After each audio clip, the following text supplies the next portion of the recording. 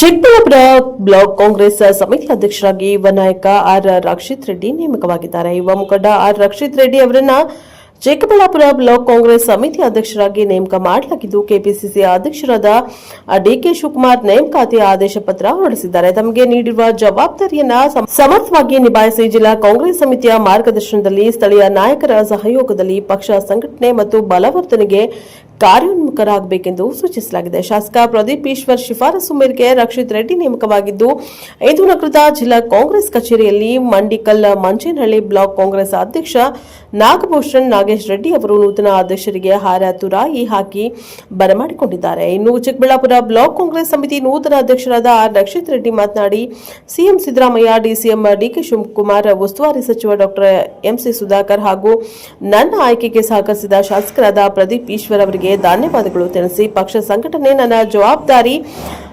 ನನಗೆ ನೀಡಿರುವ ದೊಡ್ಡ ಜವಾಬ್ದಾರಿಯನ್ನು ಶಾಸಕರಾದ ಪ್ರದೀಪ್ ಈಶ್ವರ್ ಹಾಗೂ ಹಿರಿಯ ಮುಖಂಡರ ಮಾರ್ಗದರ್ಶನದಲ್ಲಿ ಎಲ್ಲರನ್ನ ವಿಶ್ವಾಸಕ್ಕೆ ತೆಗೆದುಕೊಂಡು